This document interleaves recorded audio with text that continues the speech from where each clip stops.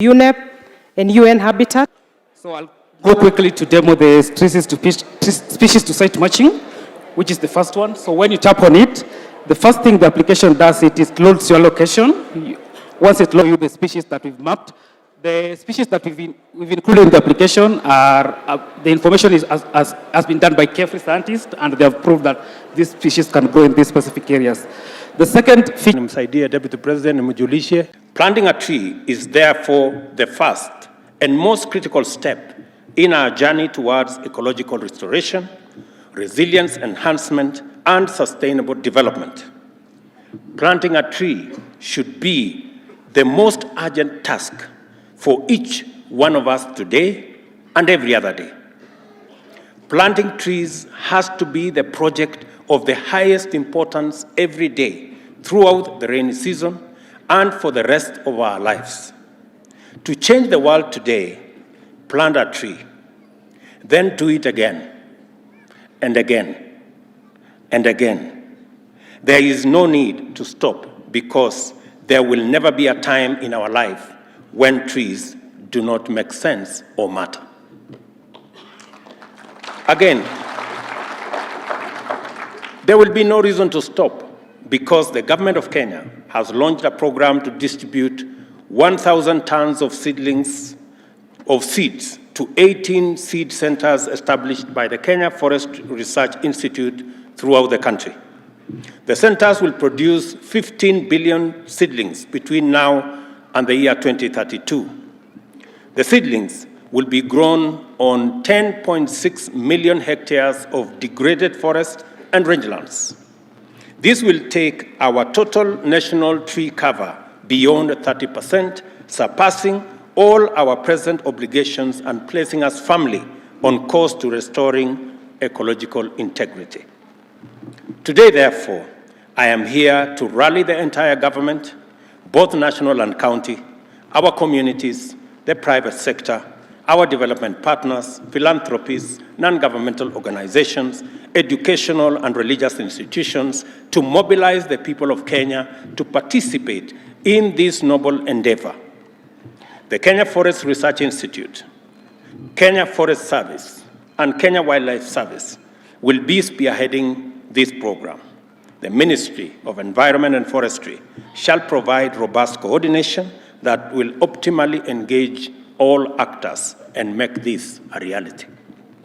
I appreciate our partners for their support and urge them to work with us by providing financial, technical, and technological resources for this program. As we scale up activities, we shall look to you to come through in a big way. Together with the United Nations Development Program and other UN agencies, we have established the Tree Growing Fund to pool all resources mobilized for this program.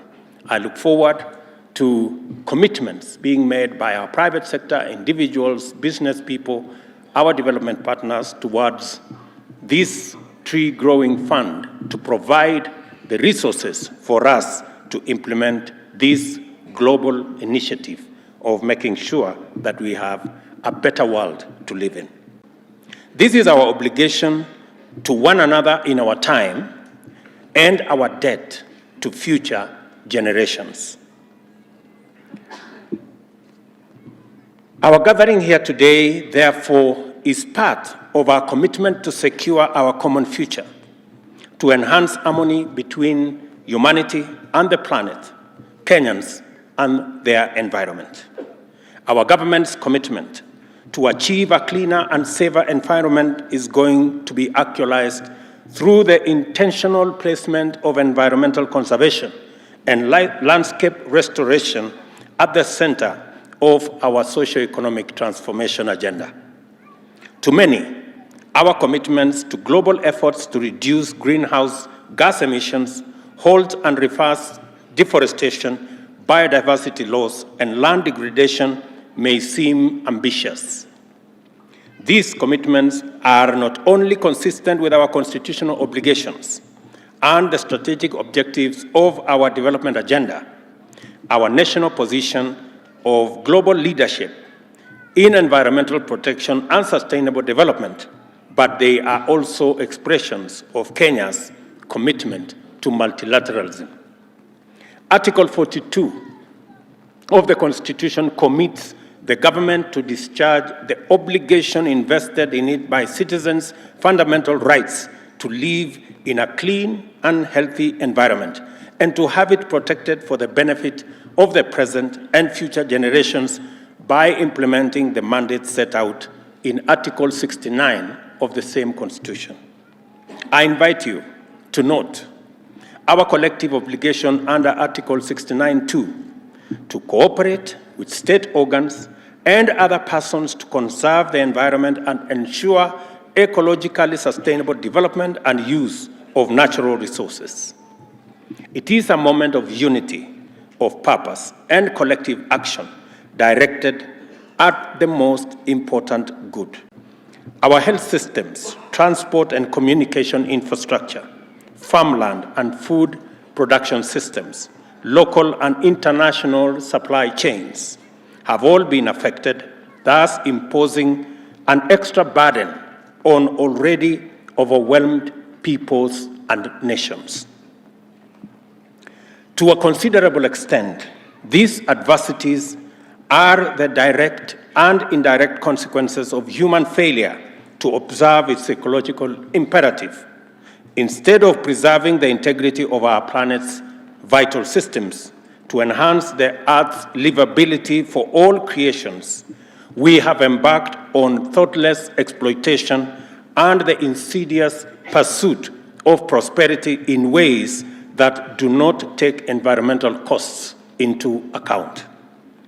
Apart from causing oppression, cruel exploitation, and yawning inequality, which consigns billions of people to poverty, marginal universe of limited possibilities, this obvious definition of industry and enterprise has led to climate change, pollution, and loss of diversity. It is time for civilization to reconfigure its most fundamental values and principles in our time. It is time for humanity to step up and live up to its most basic mandate, and that is to protect life on Earth, the integrity of our planet's vital systems, and make the world more, not less, livable. While I am talking about young people who will help us work with this, we have lessons to learn. I was, from the World Cup, you know, on the heat of the moment, I placed a bet with the First Lady and others. And you know, I lost the bet. And I have been trying to find my way around it. And I tried to ask how these things happen. I was told by another friend, you don't have to worry. These bets, they normally end at 90 minutes. Then another friend told me at 120 minutes. Then something in between. But I think unanimously the people of Kenya have said I must pay the bet. So after it became difficult to work my way around, I decided to negotiate with the First Lady and the people who we had placed the bet with. And they have graciously agreed to commute this bet into 1 million trees for me to plant. So, sasa bado tu niko na shida kidogo, mtanisaidia kupanda hii miti sasa 1,000,000. So I am looking forward to some good friends helping me so that I can keep my bet and also plant trees. Kenyans and the media must be eager to know, how do we know that the tree planting story is real and will be actualized? How do we establish that indeed these trees are going to be grown as we have stated? Well, today we are launching an innovative and effective system that uses ICT to monitor tree growing and conservation activities, track them over time, and report on performance. And shortly, we will be launching the program here, and I want to thank those who have developed the program to assist us and to monitor what we will all be doing to make sure that we actualize on this effort.